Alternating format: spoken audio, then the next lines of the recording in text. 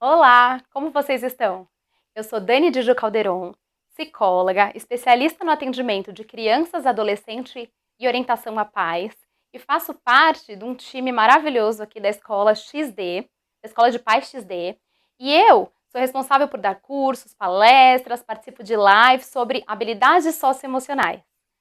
Hoje eu vim aqui contar um pouquinho, né, fazer uma pocket palestra, para dar um gostinho aí de um assunto que a gente vai tratar aqui também nos nossos cursos, que é a empatia. Né? Para que tem que desenvolver empatia? Palavra da moda? Né? Só isso? Só moda?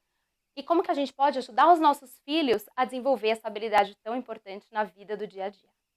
Empatia, né? Então, tanto se fala de empatia, o que é empatia? Empatia é quando eu consigo reconhecer uma emoção em mim que eu imagino que o outro esteja sentindo. Então, uma outra pessoa vem, me conta uma coisa, vou dar um exemplo um pouco mais prático. Me conta uma coisa, eu consigo me colocar no lugar dela, mas reconhecendo uma emoção em mim, porque eu me conheço, identifico essa emoção em mim e consigo entender o que ela está me contando de uma outra perspectiva, mas me colocando no lugar. Eu tenho claro que isso não é da minha vida, né, não é um acontecimento meu, mas eu consigo entender que pode estar muito difícil para essa pessoa, que o que ela está me contando foi sofrido, que ela está precisando de ajuda, porque eu reconheço a emoção que ela está sentindo, como se fosse um espelho. E então a gente vai falar um pouquinho disso e da importância. Por que é tão importante desenvolver empatia? A gente usa empatia todos os dias na vida, nas relações. Então, desde pequenininho, o bebê, ele já vai se incomodando com o choro de outro bebê, e à medida que a gente vai crescendo, é mais requisitado da gente empatizar com os nossos amigos, depois nas relações de trabalho e em muitos desafios que a vida vai colocar pra gente, né?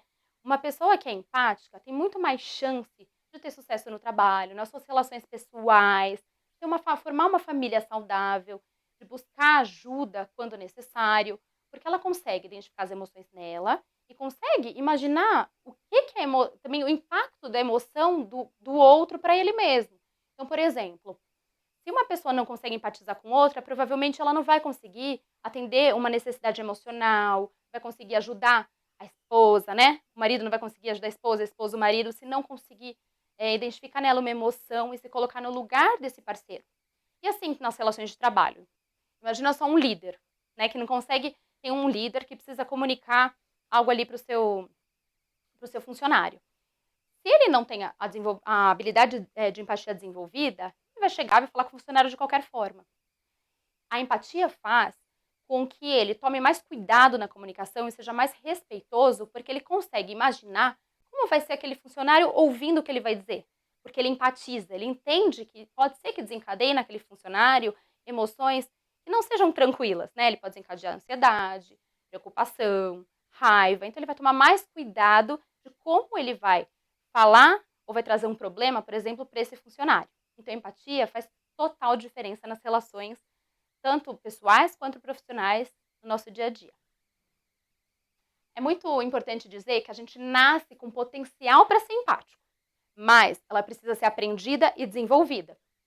Né? Se você tem um potencial e talvez tenha uma personalidade aí que consegue observar mais as relações, entender o que é empatia, talvez você aí vai se desenvolvendo.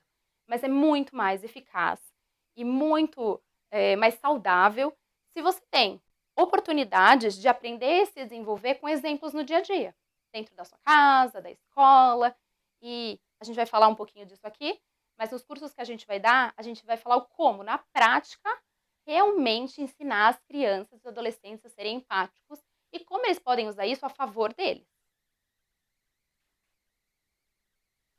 Bom, jeitos de desenvolver a empatia, assim, básicos, tá? Não vou aprofundar muito, porque a gente está numa palestra hoje bem pocket palestra. Mas a primeira coisa e mais importante, que a gente acho que como pais escuta sempre, né? É o modelo. O que eu quero dizer com modelo? Você é empático com o seu filho no dia a dia? O seu filho sente que você entende ele, que você compreende ele, que as emoções dele são validadas? Ele assiste na casa dele ou nas relações próximas as pessoas sendo empáticas? Se você, não sei se você tem aí um parceiro, uma parceira, enfim, mas o seu filho vê você sendo empático com outras pessoas. Isso faz com que ele tenha aí um exemplo, entenda o que é na prática a empatia. ensinar sobre as emoções. Lembra que eu disse que o autoconhecimento, as emoções na gente, né, que a gente identificar, saber nomear as emoções na gente, faz com que eu consiga entender e me colocar no lugar do outro, entender as emoções do outro. Se eu não reconheço em mim as emoções, muito dificilmente eu vou entender o que o outro pode estar sentindo. E muitas vezes, aliás, acho que na maioria das situações, a gente lê as pessoas no não verbal, no tom de voz, nos gestos, nas expressões. Então, quanto melhor eu tiver desenvolvido o meu autoconhecimento emocional, mais fácil eu entender essa comunicação também não verbal do outro. Validar as emoções. Então, a gente ajudar as crianças a identificar e nomear as emoções nelas, validar o sentimento, né? Que é aquela coisa assim, não tem sentimento certo e errado, tá tudo bem sentir isso, porque ela também vai entender que quando alguém vier com uma emoção que ela talvez não compreendeu por que a pessoa está sentindo, ela também vai agir assim, ela também vai entender que tudo bem o outro sentir isso. Mesmo que talvez não faça sentido para ela, mesmo que ela não entenda como que essa emoção foi gerada. Estimular as crianças a pensarem além das perspectivas só delas. Então, ampliar situações. Então, por exemplo, perguntar para o seu filho como ele se sentiu sim numa situação que aconteceu com ele. Quando ele é pequenininho, perguntar mais claramente, mais objetivamente. Você ficou triste, feliz, para ajudá-lo a reconhecer isso nele, mas ampliar e falar, se você bater no seu amigo, você acha que ele vai ficar feliz ou triste? Com raiva ou calmo? Isso faz com que a criança entenda que a ação dela tem uma consequência e ela possa entender que ela está gerando uma emoção no outro e possibilita que ela se coloque no lugar do outro. Limites e frustrações naturais. O que o limite e a frustração tem a ver com empatia, Daniela? Tudo. A gente não precisa forçar situações de colocar limites nas crianças, nem gerar frustração. Os limites do funcionamento da nossa rotina, o que a gente não pode fazer naquele momento porque eu tenho outro compromisso, frustrações naturais que eu vou ter que abrir mão naquele momento que eu tenho muita vontade de fazer alguma coisa porque eu não posso e tenho que fazer outra, faz com que eu entenda que as coisas não acontecem só do meu jeito, no tempo que eu imagino que aconteçam, no momento que eu quero. Então faz com que eu entenda que tem outras pessoas com outras necessidades, que eu tenho um compromisso com outras pessoas. Então, quando eu entendo um limite, eu entendo que frustração é difícil de lidar, mas eu me frustro, eu entendo que as coisas não são só do meu jeito. Então eu fico menos individualista, menos egoísta e entendo que também é importante eu olhar para o outro e entender o lado dele. Reunião de família. Na verdade, eu coloquei aqui uma sugestão, algo que é da disciplina positiva, e que eu acho que é bem importante.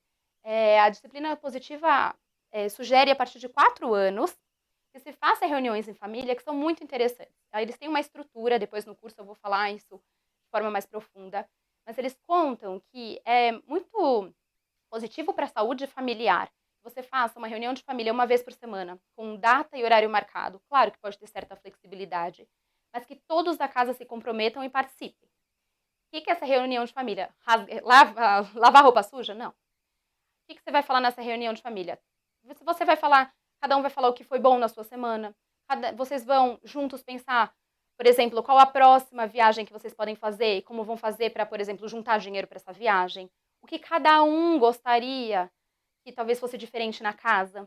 Sim, se algum tema incomoda, pode se falar. Mas a reunião de família tem uma estrutura que você deve respeitar e saber ouvir o outro, o que ele está dizendo, o que ele está sentindo. E te obriga a se colocar na perspectiva do outro para pensar nas soluções conjuntas. Então, por exemplo, o seu irmão quer fazer uma viagem para um lugar, você quer para outro totalmente diferente. E aí, como que a gente vai resolver isso?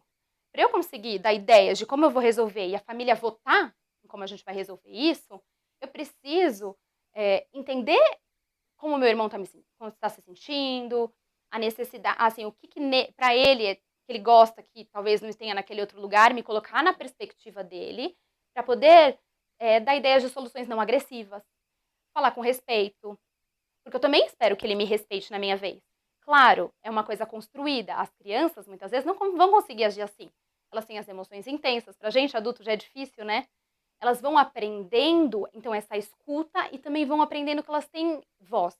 Também é importante para elas dizer o que elas sentem. Então, é um bom jeito de trabalhar a empatia com as crianças, né, e os adultos ajudando aí como mediadores e ter uma comunicação na família mais efetiva e maior saúde emocional. E aí, empatia é sempre positiva? Será?